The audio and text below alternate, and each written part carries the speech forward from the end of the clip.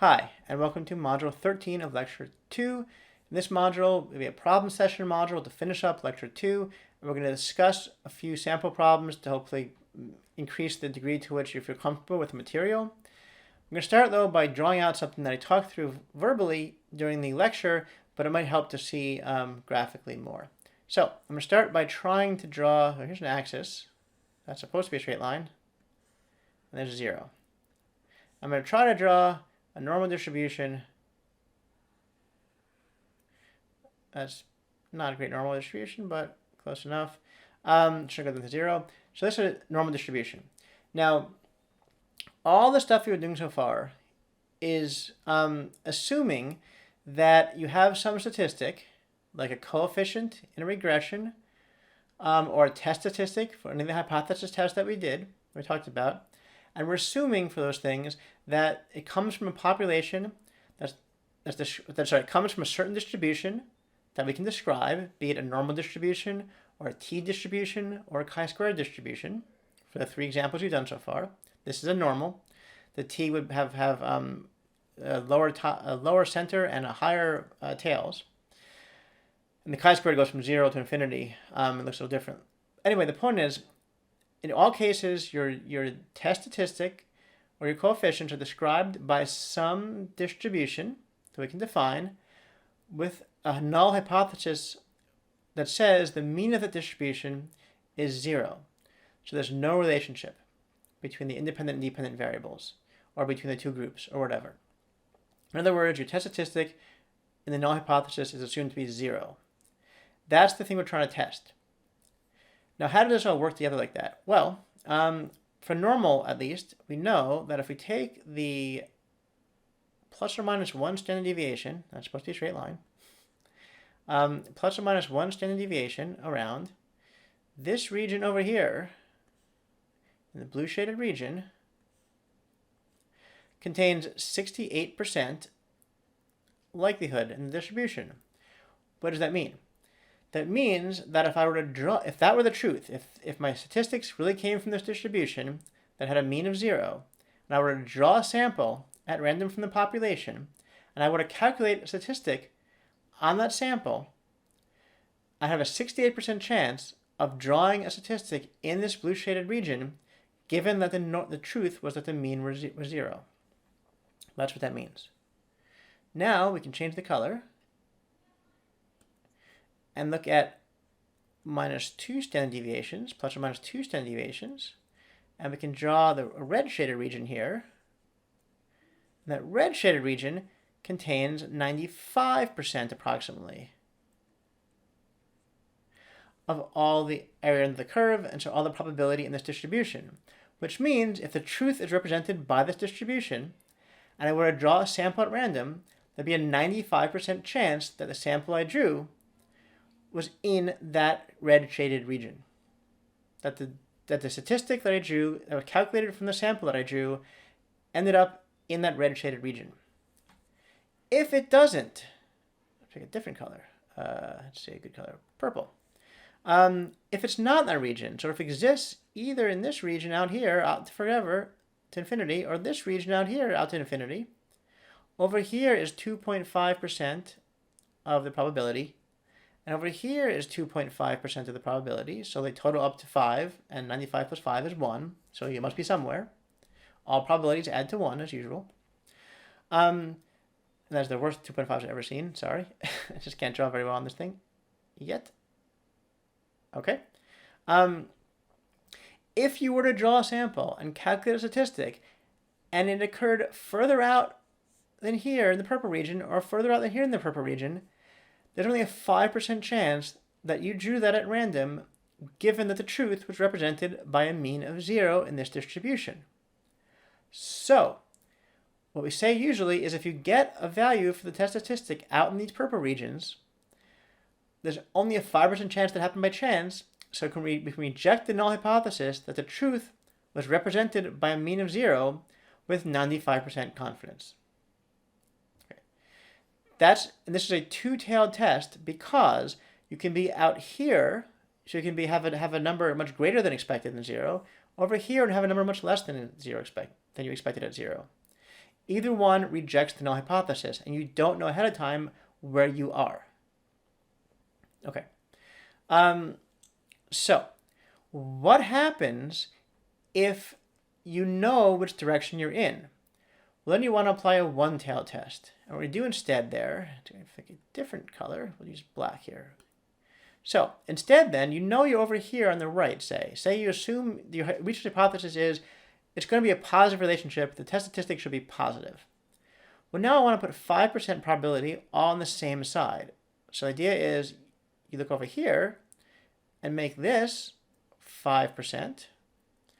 And if you're anywhere in the black shaded region over here on the right, then the chance that you got that value, given that the null was somewhere less than or equal to 0, is 5% or less. So we're 95% confident if we get a value out in this black shaded region that the true the null hypothesis that the true value is 0 is false. Note that to get 5% as compared to 2% means you start off closer to the center because there's more, because the 5% area over here is bigger than the 2.5% area over here. It's double the area. So you end up, instead of being at about 2, you're about 1.65 or so. So if you do a one-tailed test, you only look on one side of the distribution, right or left. The bar across that test, the rejected null hypothesis, is less because now your hypothesis specifies which side you're on. So you've actually made it easier to reject in a sense because you already know you're on the right side or left side already. So that's why for the one-tailed test, you have a lower critical value than a two-tailed test. But the one-tailed test requires that your assumption that you're only on the one side to be true. If you're wrong about that, then the whole thing is just incorrectly specified. So I want to draw that out because I think it's a little easier to see graphically. So that's the first thing I want to talk about. Okay, so now I'm going to erase that, if I can do that correctly. Okay, now I want to do a few practice examples. So the first one I want to do looks at ice cream flavors because that's apparently what I think about all the time, even though I don't really eat it.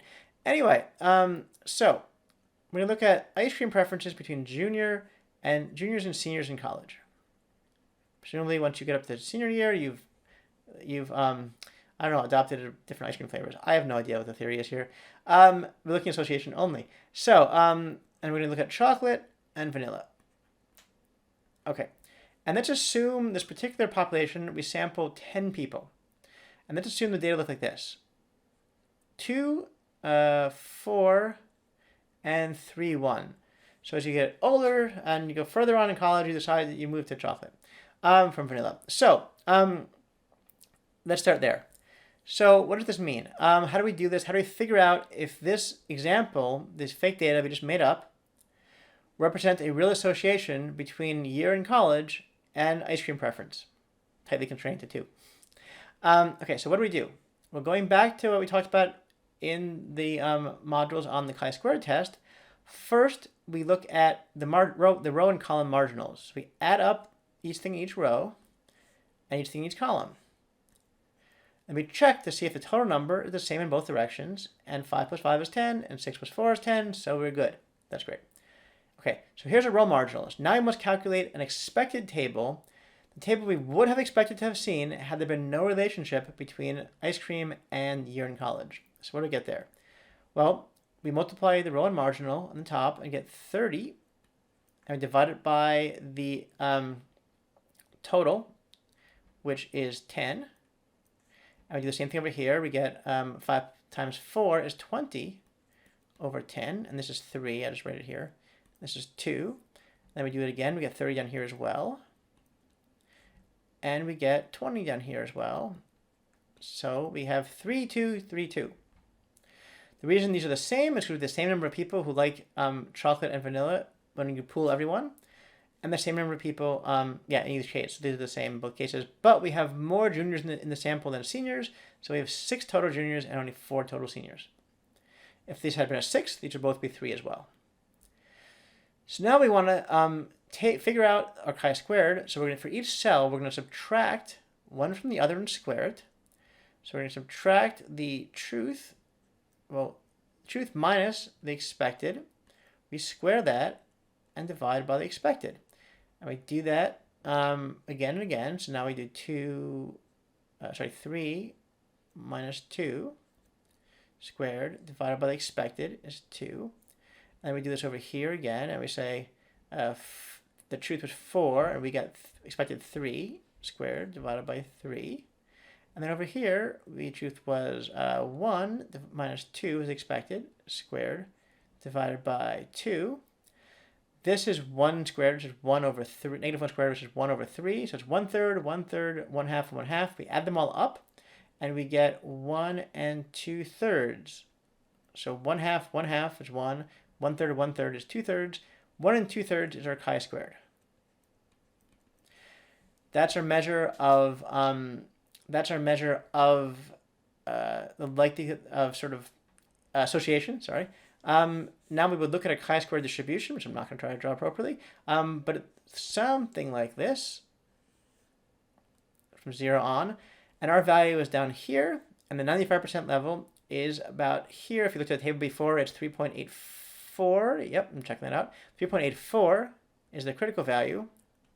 That means above this is 5%, which means our value of 1.66 is not big enough to exceed the critical value, so we cannot reject the null hypothesis that there's no relationship between ice cream flavors and years in college, which is good because that whole theory was ridiculous anyway, and that's a weird thing to make up. Anyway, so I'm going to delete this now. This is the chi-squared example. Okay, now I'm going to move on to a difference of means example. That's also something you can calculate without too much difficulty on a little pad. Okay, so let's think of an example. So you have a random sample of 200 senior citizens living in some retirement village, and they report for issues of mental wellness the number of face-to-face interactions they have per day with their neighbors, because in general face-to-face interactions are associated with positive mental health. Coronavirus notwithstanding. So let's say individuals in one village, there are 200 of them. So I'll call it the first one. It's 200. And n sub 1 equals 200. And let's say they have an average, so that's the x bar from the first one, is equal to 1.5. And let's say there's one with a standard deviation and that's going to equal standard deviation of, 0.6. And let's say there's a second village that's smaller, and there's 150 people in there, and they have better outcomes, and they have 1.85 interactions per day, and the standard deviation here, though, is larger. It is 0.8. Is there a significant difference between village 1 and village 2? Okay, well, how do we do this? Well, we're going to use a t-test, a difference of means test, which is a t-test. So first, we're going to take x1 bar minus x2 bar, and that's going to equal negative 0.35. And that'll be the numerator of our t-test. And the denominator will be this pooled standard deviation. Right? And to do that, we take the square root, you can look up the formula in the slides, the square root of the variance of the first, the square of the standard deviation to the variance of the first, divided by the number of data points in that group, minus 1. Then we're going to add to that the standard deviation squared in the second group, divided by the number of data points in that one, minus 1, that's 149. We can put this in a calculator to get 0.078, once you take the square root. And then so you divide, so the t-test is negative 0.35 divided by 0.78.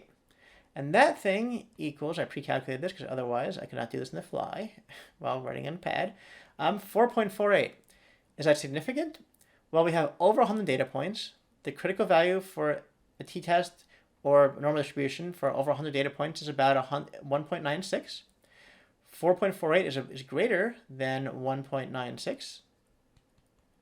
So we say we reject the null hypothesis, and there is a difference between village 1 and village 2 in terms of their daily face-to-face interactions. Okay, last example, and I'm going to try one more example before I stop. Okay, the last example is going to be a OLS example. And we start off with, we have 50 states, and we want to know the proportion of income spent on the arts as a function of hours spent per week in art education as a kid. And by the way, the previous example is also fake. These are all fake examples. So we're going to say that you go through and you have 50 data points, so n equals 50, and you end up with a table. And this is the coefficient in your table, and this is the standard deviation, standard error for that particular, standard error, not deviation. And here's your constant, alpha hat, and here's your beta hat, which is the coefficient on arts education. And the hypothesis is that the more arts education you have as a kid, the more proportion of your income as an adult you spend on the arts. So, and let's say you do this example for all the states on average, and you get coefficient for the constant is 0.03 with 0.027 standard deviation. And for arts education, it's 0.032 is your coefficient with a standard error of 0.043. So, what do we do here?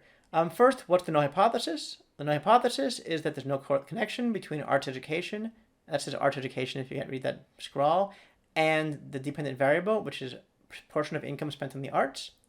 So, in other words, the null is that beta equals 0. That's the null. What does this beta hat mean?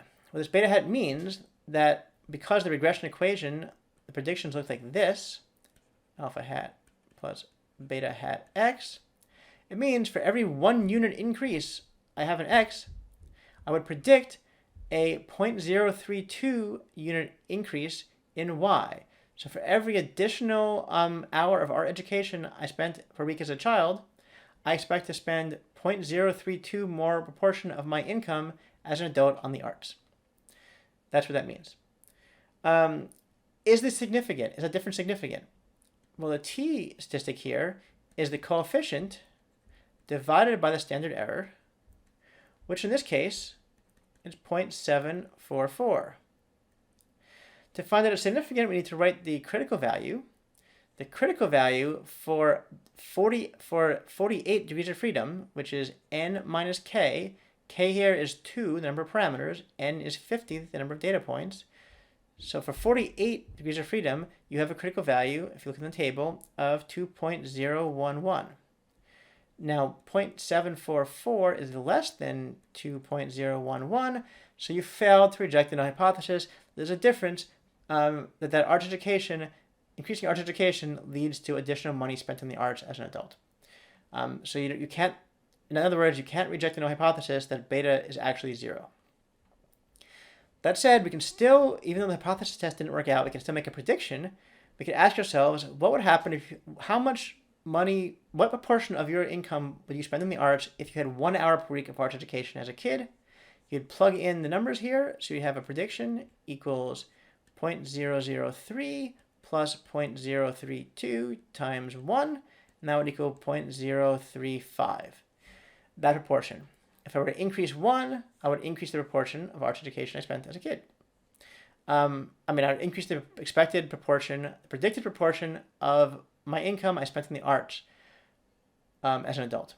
So if I had, for instance, 10 hours per week, it would jump to 0.323, almost a factor of 10.